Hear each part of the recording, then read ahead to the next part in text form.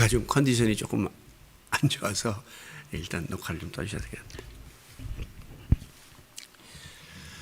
이스라엘 백성이 가나안 땅에 정착한 후 오랜 세월이 흘러서 이제 사사시대가 되었습니다. 그렇게 되자 여호와께서 이제 하나님께 전적으로 순종하던 그런 모세와 여호와의 시대가 이제 막을 내리게 되고 출애굽과 가나안 정복의 역사를 모르는 그런 신세대가 이제 등장하게 되었죠. 세월이 많이 흐르니까 옛날에 선조들이 에게 있었던 그 일들을 모르는 세대가 도래한 겁니다. 그래서 그들은 이제 가나안 사람들하고 막 결혼을 하고 또 하나님을 멀리하며 급기야 우상 숭배의 죄를 저지르게 되었습니다. 그 결과 사사기 3장 7절에 보면 이스라엘 자손이 여호와의 목전에 악을 행하여 하나님 여호와를 잊어버리고 바알과 아세라를 섬겼다 그랬어요. 하나님 앞에 악을 행했는데 이 악은 우상 숭배 악인데 그 과정 속에는 하나님을 잊어버리는 불순종의 죄를 저지르게 된 것이죠.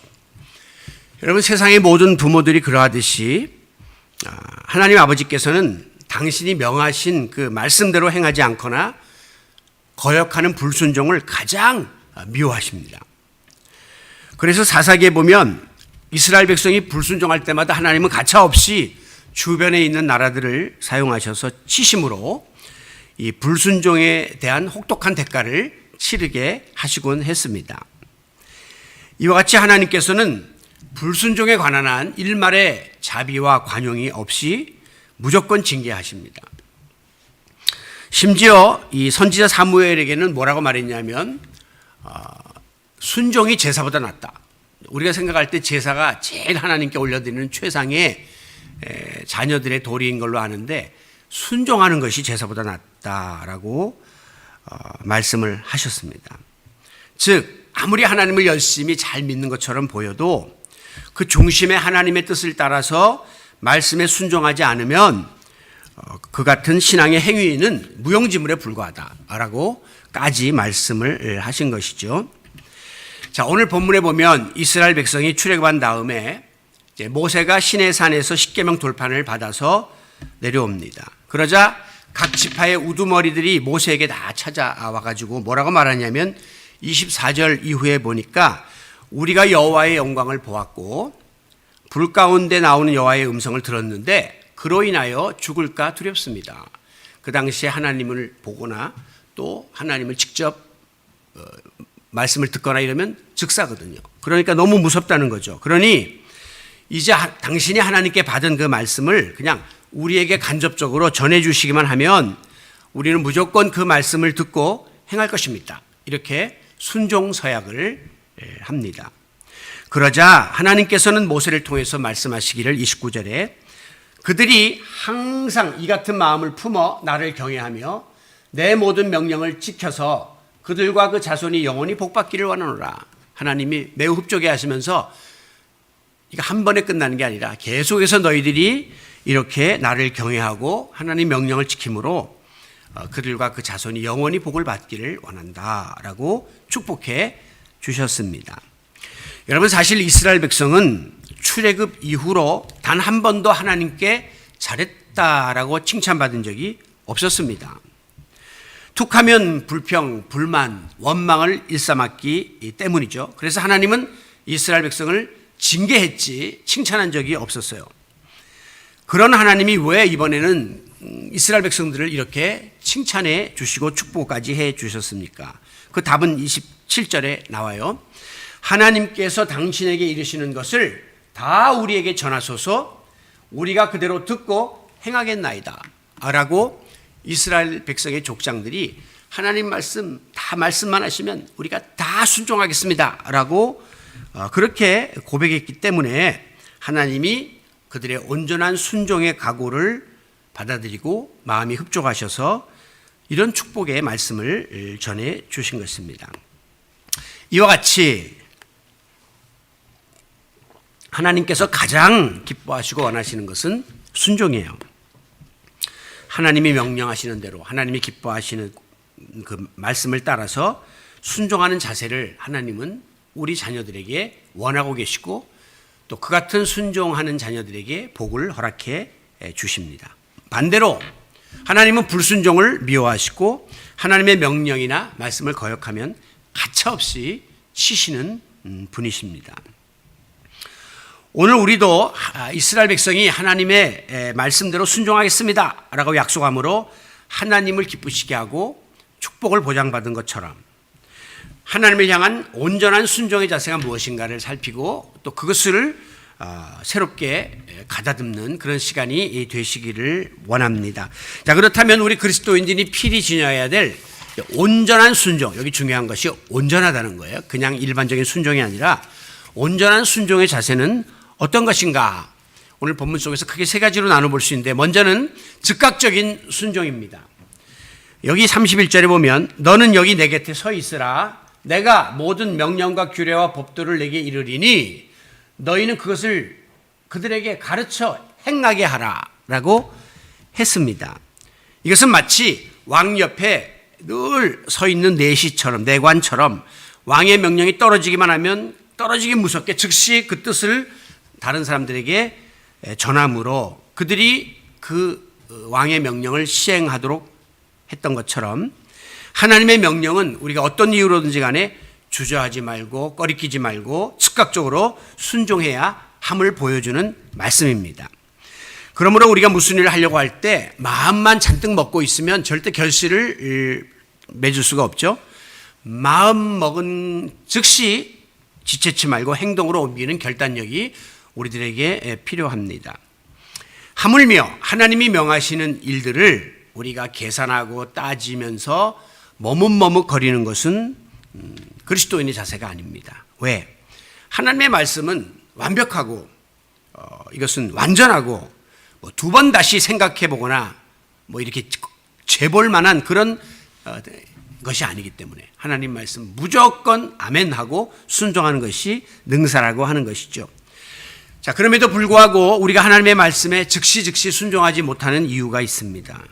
그 이유는 이 하나님의 뜻인지 아닌지를 확신하지 못하기 때문이에요. 이게 정말 하나님의 뜻이 맞나? 예?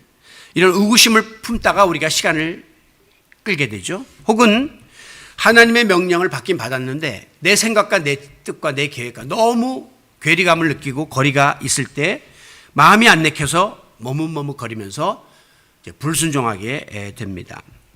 그러나 우리가 하나님의 말씀을 받고 기도를 통해서 계속해서 영적인 교통을 쉬지 않는다면 이 하나님의 뜻이 명확하게 우리에게 깨달아지게 될 것이고 또 이게 하나님의 뜻이다라고 하는 확신이 들게 되면 내 생각이나 내 뜻보다 하나님의 뜻에 순종하고자 우리의 모든 것을 드릴 수 있는 성도 여러분이 되시기를 바랍니다. 우리 예수님 보면 예수님은 어떤 일을 하실 때 망설이고 주저하는 법이 없었습니다. 복음서에 나타난 예수님의 행동은 꼭 그 앞에 뭐라고 나오냐면 즉시, 지금 곧 이란 말이 자주 나와요. 즉시 가서 즉시 이르시되 즉시 손을 내밀어. 예수님은 하나님의 뜻에 대한 확신이 있기 때문에 주저함이 없이 무조건 매사에 즉각적으로 단호하게 이 모든 하나님의 뜻을 순종하는 결단을 내렸던 것입니다. 알레이 토레이라고 하는 목사님이 계시는데요. 그분이 영국의 브라이턴이라는 곳에서 전도 집회를 하고 있었습니다. 그런데 한 번은 같이 간 사역자와 함께 저녁 식사를 먹고 있었는데 성령께서 계속해서 그의 마음속에 이 식사를 나눠주는 종업원에게 복음을 전하라 이렇게 명령을 하는 거예요. 지금 종업원이 막 손님이 많아서 막 어쩔 줄 모르고 돌아다니는데 어떻게 거기에서 복음을 전합니까? 그리고 지금 너무 배가 고파서 우선 빨리 밥부터 먹어야 되겠습니다 라는 생각에 식사 후에 어떻게 해보죠 라고 하나님의 그 성령의 감동을 넘겨버렸어요. 불순종한 거죠. 그리고 이제 배를 다 채우고 나서 그 성령의 감동이 느껴진 그 사실을 불순종하기 찜찜하니까 지배인을 불러서 아까 우리를 서빙했던 그 종업원 좀 찾습니다 이렇게 이야기했더니 막 지금 2층에서 웅성웅성 난리가 난 거예요. 이 목사님, 토레이 목사님 일행을 서빙하는 것을 끝으로 그는 2층 사무실에서 스스로 목숨을 끊었다는 거예요. 이 참 엄청난 불순종으로 인한 화를 입게 된 것이죠. 그런가 하면 존 비비어라고 하는 목사님은 미국의 텍사스주에서 청소년들을 대상으로 수련회를 하고 있었는데 꼭 그 마지막에는 이제 여러분 가운데 지은 죄를 하나님 앞에 회개하고 자백하는 분들은 이 앞에 나오시기 바랍니다. 초청하는 시간이 있는데 이제 마지막 날 집회 성령께서 말씀하시기를 여기에 모여 있는 그 청소년들 중에 아직도 하나님의 부르심에 불순종하는 아이가 하나 있다. 라면서 한 번 더 그에게 기회를 주라라고 말씀합니다. 그래서 이제 그러면서 만약에 지금 이 죄사함의 초청에 응하지 않으면 어떤 심판이 임하게 될지 선포하라. 그러면서 3주 후에 지금 하나님의 부르심에 응답하지 않는 학생은 자동차 사고를 당하게 될 것이요. 그러니 빨리 이 시간에 죄사함의 자복을 하는 의미로 주 앞에 나와서 기도 받으세요 라고 선포했습니다. 그런데 아무도 나오지 않았습니다. 3주가 지났습니다. 그 교회 청소년, 어느 교회 청소년 담당 목사님께 전화가 왔습니다. 우리 고등부에 이렇게 속을 많이 썩이던 문제아 여학생이 있었는데 정면 충돌 자동차 사고가 나서 지금 중상을 입고 회복 중에 있습니다. 그 소녀는 존 비비어 목사님의 그 말씀을 뒤늦게 깨닫게 되었습니다.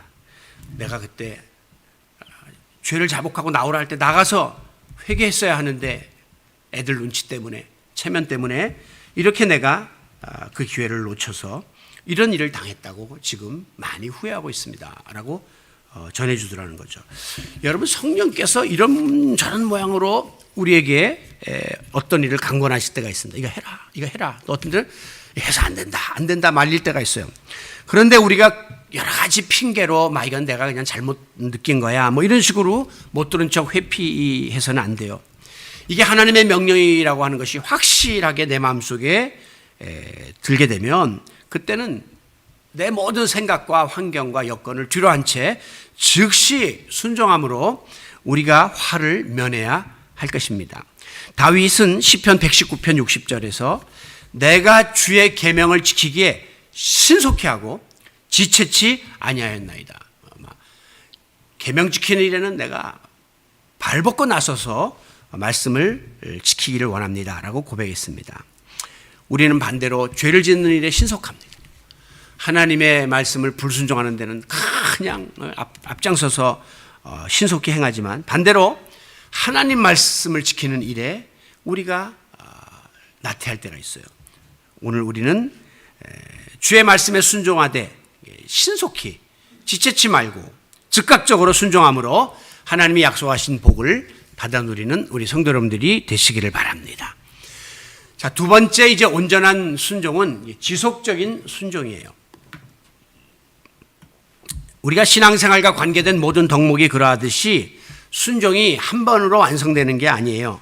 계속 반복하고 계속 지켜나가는 성실함이 필수적이에요. 29절에도 보면 다만 그들이 항상 이 같은 마음을 품어. 하나님이 이스라엘 백성에 요구하는 것은 한 번 지금 이렇게 족장들이 나와서 나한테 열심히 하겠습니다가 아니라 항상 똑같은 마음을 품어서라고 말씀합니다. 이스라엘 백성이 하도 그동안에 불순종하고 변덕을 부리니까 지금 이스라엘 백성이 하나님 앞에서 뭐 이렇게 하겠습니다 저렇게 하겠습니다라고 순종하겠다고 각오하는 이것조차도 하나님이 이거 그냥 일회성에 그치는 거 아닌가라고 의심하는 거죠. 그러니까 너희들의 이 약속이 앞으로도 계속해서 지켜지기를 기대한다라고 말씀하신 것입니다. 여러분, 우리는 의지가 연약한 인간이기 때문에 순종의 자세를 계속해서 지켜나가지 못하는 약점을 지니고 있습니다. 늘 하나님 말씀에 순종하겠습니다 이렇게 굳게 다짐하고 결심했다가도 막상 어떤 난관에 부딪히게 되면 그럼 언제 그러냐는 듯이 하나님의 뜻을 거역하고 또 불순종하려고 하는 이런 간사한 간교한 속성을 우리가 지니고 있기 때문입니다. 아니나 다를까 이스라엘 백성은 항상 순종을 지켜야 된다라고 기대했던 하나님의 기대를 저버리고 얼마 못 가서 우상 숭배해요. 또 금송아지 만들어요. 그래서 섬김으로 그들은 불순종의 죄를 또다시 저지르고 말았습니다. 그만큼 처음에 마음 먹은 순종의 자세를 초지일관 처음부터 끝까지 변함없이 유지하는 일은 매우 어려운 일입니다. 여러분, 문제는 만약에 지금 내가 처한 상황에 따라서 내가 순종과 불순종, 순종과 불순종을 반복하다가 하나님이 약속하신 복을 받기는커녕 화가 임하게 될까 봐 항상 우리는 두려워해야 한다는 사실입니다. 사사기에 보면 이스라엘 백성들이 회개하고 순종하고 회개하고 순종하고 이렇게 하면서 하나님이 그 땅에 전쟁이 없도록 이렇게 해주시고 태평성대에 복을 주십니다. 즉 회개하고 순종하니까 복 주셨어요. 그런데 백성들이 조금 더 편해지고 등 따셔지기 시작하니까 이 순종의 자세를 끝까지 지키지 못하고 또 가나안의 우상을 섬기고 불순종함으로 그들이 누리던 복을 다 뺏기고 또 하나님께 진노의 채찍을 맞았던 그런 사건을 우리는 볼 수 있습니다. 이처럼 이 변덕스러움으로 인해서 한결같은 순종의 자세를 지키지 못하는 연약함을 우리가 어떻게 극복하느냐, 이게 지금 우리 신앙생활의 큰 관건입니다. 이 순종을 끝까지 지속하려면 우리는 꾸준한 영적인 노력을 기울여야 됩니다. 만약에 순종을 결단한 다음에 아무 노력도 하지 않고 그냥 가만히 있거나 한번 은혜 받고 성령 체험한 것으로 그냥 뭐 됐다라고 생각하고 방치하면 우리의 신앙은 저절로 나태한 자리에 빠지게 되고 영적으로 탈진하는 자리에 처함으로 마침내 다시금 불순종의 자리에 처하게 되고 말 것입니다. 그러므로 우리는 늘 영적으로 깨어서 말씀과 기도와 찬양을 쉬지 말아야 하고 신앙생활과 교회생활에 활력을 불어넣고자 우리가 의도적인 노력을 해야 돼요. 이것이 영성훈련이고 이것이 경건훈련입니다. 이런 것을 통해서 우리가 지속적으로 하나님과 교제하면 주의 음성이 우리 가운데 명확하게 들릴 것이고 우리는 하나님의 뜻을 바로 깨달아 보다 깊은 영적인 자리에 들어가게 되고 이것으로 인해서 우리는 어떤 환경이나 또 여건의 구애됨이 없이 지속적인 순종을 이어나갈 수 있게 될 줄로 믿습니다. 자, 마지막에 우리가 하나님 앞에 드려야 될 순종은 바로 온전한 순종입니다. 29절에 보면 내 모든 명령을 지켜서 그랬죠. 31절 모든 명령과 규례와 법도를 그랬죠.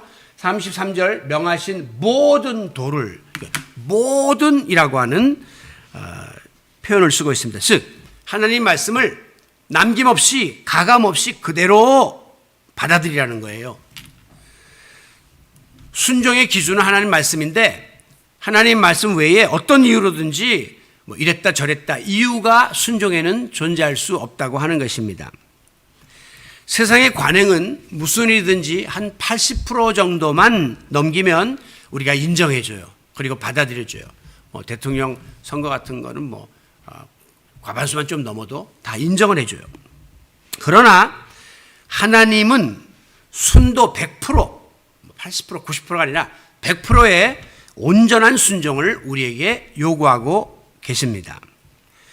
즉 우리가 하나님께로부터 어떤 일을 하라고 하는 지시를 받았다 할지라도 내 생각으로 내 형편으로 인해서 시간을 늦추거나 다른 방법을 통해서 하려고 할 때가 있습니다.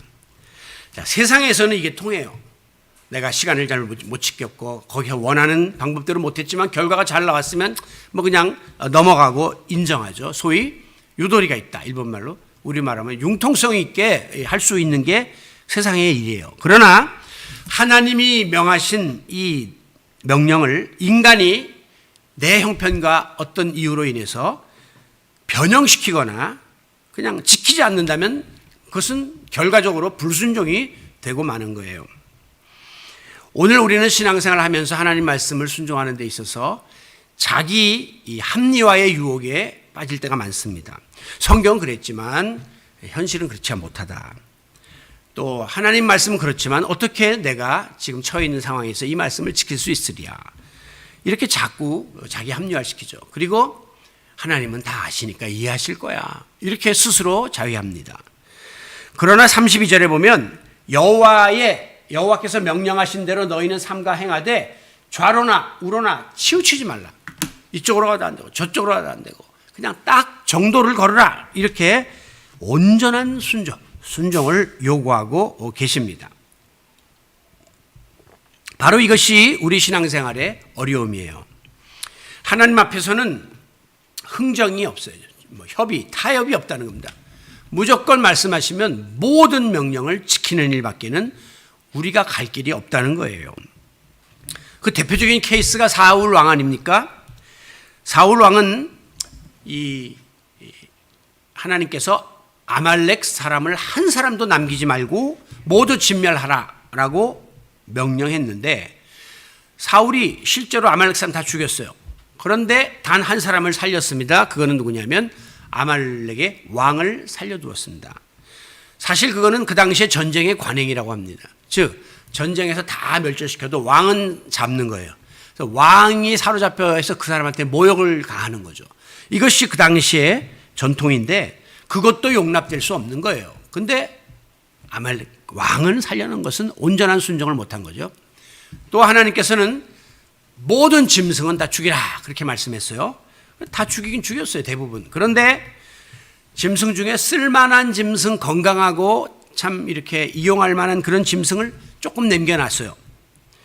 그 정도면 인간의 눈으로 볼 때는 순종한 겁니다. 그러나 하나님 보시기에는 불순종이 되어서 사울 왕이 왕위를 빼앗기는 결정적인 계기가 됩니다. 즉 하나님 앞에서는 아무리 99% 순종해도 1% 불순종하면 불순종이 되고 만다는 거예요. 그래서 온전한 순종을 하나님은 원하고 계십니다. 우리가 신약의 아나니아와 삽비라 부부를 알죠. 그들은 초대교회 신실한 일꾼이었습니다.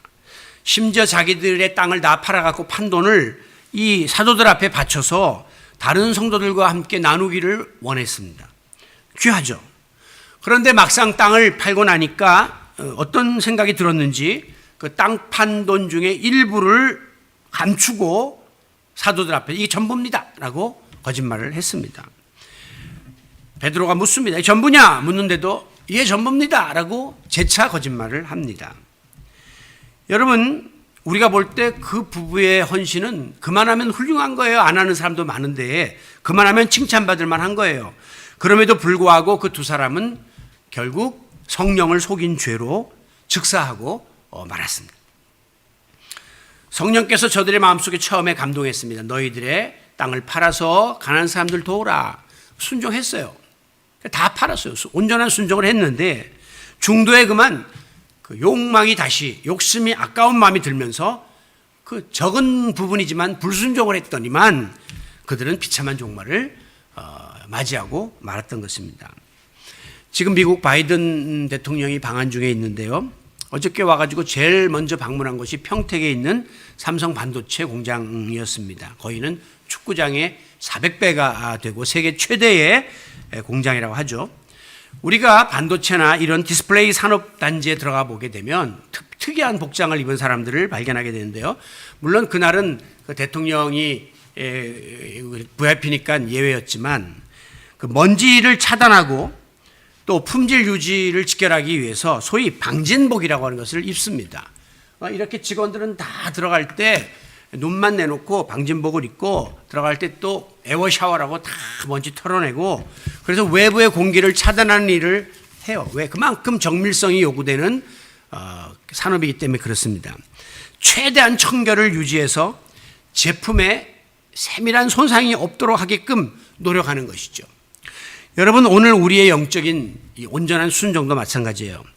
우리가 그저 순종하되 뭐 부분적으로 또 내가 최대한 노력해서 어느 정도까지 순종하는 것 가능하지만 하나님은 정결하고 순전한 그래서 그 안에 이물질이 없고 거기에 어떤 더러운 것들이 끼어 있지 않은 그런 온전한 순종을 우리에게 원하고 계십니다. 그렇기 때문에 우리의 순종의 가치가 퇴색되지 않도록 우리는 수시로 내 마음속에 엄습하는 세상적인 욕망이나 이물질을 털어내는 데 힘써야 하는 것입니다. 자, 이와 같이 우리가 하나님께 순종하되 하나님의 말씀을 즉각적으로 따르는 일 그리고 지속적으로 항상 따르는 일, 그리고 온전하게 순종하는 일은 사실상 굉장히 어렵습니다. 저도 이렇게 설교를 하지만 굉장히 힘들다는 사실을 알고 있죠. 왜냐하면 우리가 그것을 위해서는 때때로 그 내 힘으로 할 수 없는 거기까지 해야 되는 수고가 우리에게 따르기 때문이에요. 또 어떤 때는 도저히 불가능한 여건임에도 불구하고 또 이게 내가 이것을 믿음으로 행해야 되는데 자꾸 내 생각이, 내 방식이 개입되기 때문에 우리가 인간적으로 이 온전한 순종을 한다는 일이 너무너무 어렵고 힘들어요. 그래서 항상 우리의 순종은 반쪽짜리에 불과하고 불순하고 또 온전하지 못한 그런 자리에 처할 때가 있습니다. 설상가상으로 우리가 하나님 말씀대로 순종하려고 하면 세상에서 손해를 볼 때도 많고 해를 당할 때도 있습니다. 때로는 또 내가 희생하고 또 어떤 그 고통도 감내해야 합니다. 그래서 하나님 말씀대로 순종하는 삶은 현실적으로 굉장히 우리들에게 어렵습니다. 그러나 우리가 어렵다고 중단하고 포기하면 우리의 신앙이 열매를 맺을 수가 없기 때문에 하나님께서는 순종하는 자녀들을 기뻐하시고 원하고 계시고 또 그들에게 축복을 약속하고 계신다고 했기 때문에 오늘 우리는 우리의 순종이 즉각적이고 지속적이고 온전하게 이루어지도록 오늘도 하나님 앞에 주의 도우심을 구하며 최선을 다해야 할 것입니다. 그래야 할 때 하나님은 순종이라고 하는 이 귀한 바구니에 하나님의 축복의 선물을 가득가득 담아 주실 것입니다. 29절에 보면 내 모든 명령을 지켜서 그들과 그들 자손이 영원히 복받기를 원하노라. 하나님 말씀 순종하면 자자손손 축복이 계승된다고 약속해 주셨습니다. 33절에 보면 여호와께서 너희에게 명하신 모든 도를 행하면 순종하면 너희가 살 것이고 복이 너희에게 임할 것이며 너희가 차지한 땅에서 너희의 날이 길 것이다 라고 했습니다. 이전에도 말씀드린 것처럼 구약시대 축복의 개념은 땅을 많이 차지하는 것이고 영원히 그 생명이 긴 장수의 복이 축복이라고 했는데 그런 복이 우리 개인에게도 임하고 자자손손 임하게 될 것을 약속해 주셨습니다.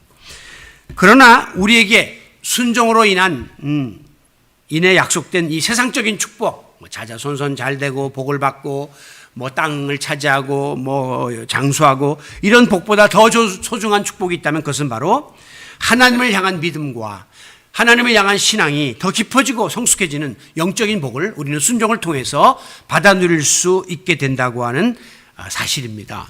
제가 미국의 39대 대통령인 지미 카터의 이야기를 드리면서 오늘 말씀을 마무리합니다. 지미 카터는 2015년에 간암이 걸렸는데 이 간암이 뇌로 전이되어서 이제 의사들은 도저히 당신은 회복이 불가능하다라고 하는 의학적 사형 선고를 받았습니다.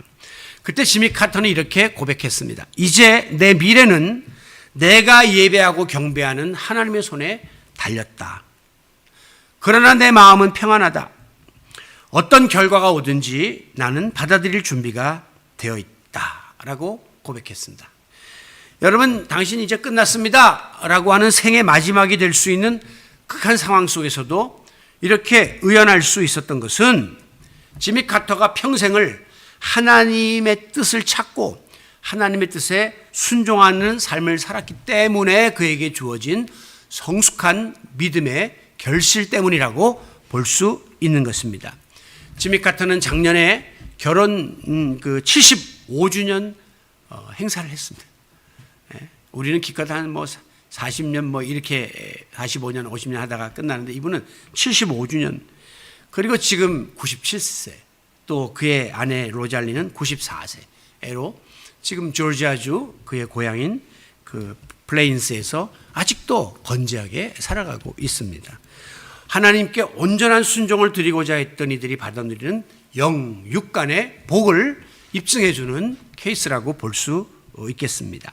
사랑하는 성도 여러분, 제사보다도 순종을 더 귀하게 여기신다고 하신 하나님께서는 지금 이 순간에도 우리에게 순종을 기대하고 계십니다. 순종하되 즉시 그리고 항상 그리고 온전하게 순종하기를 원하십니다. 아무쪼록 즉각적이고 지속적이고 온전한 순종의 자세를 취하면 하나님은 너희에게 내가 복을 쏟아부어 주겠다고 약속해 주셨습니다. 아무쪼록 하나님의 명령과 규례와 법도를 내 삶의 표준으로 삼고 주님이 명하신 말씀대로 물론 어렵고 힘들고 장애가 많지만 전적인 순종에 힘쓰므로 하나님께서 약속하신 영육간의 복을 받아 누리는 주님의 자녀들이 되시기를 인류 구원의 사명을 감당함으로 하나님 보좌 우편에 앉아 계신 우리 주 예수 그리스도의 이름으로 축원합니다. 아버지 하나님, 오늘도 주 앞에 나와 예배하는 저희들의 마음속에 온전한 순종을 일깨워 주시니 감사합니다. 하나님이 우리를 지으셨고 지금까지 우리를 존재케 하심을 믿을진데 이제 우리는 우리의 모든 삶을 하나님의 뜻에 순종하는 삶을 살아야 함을 압니다. 그럼에도 불구하고 인간적인 생각과 여러 가지 환경으로 인해서 하나님 앞에 온전한 순종을 올려드리지 못하는 저희들을 긍휼히 여겨 주시옵소서. 오늘도 즉각적이고 또한 지속적이며 온전한 순종을 하나님 앞에 올려드릴 수 있도록 우리에게 성령 충만으로 허락하여 주시고 주님 앞에 온전한 순종을 드림으로 주님이 예배하신 영육간의 복을 받아 누리는 주의 자녀들이 되게 하여 주옵소서. 예수님의 이름으로 기도하옵나이다. 아멘.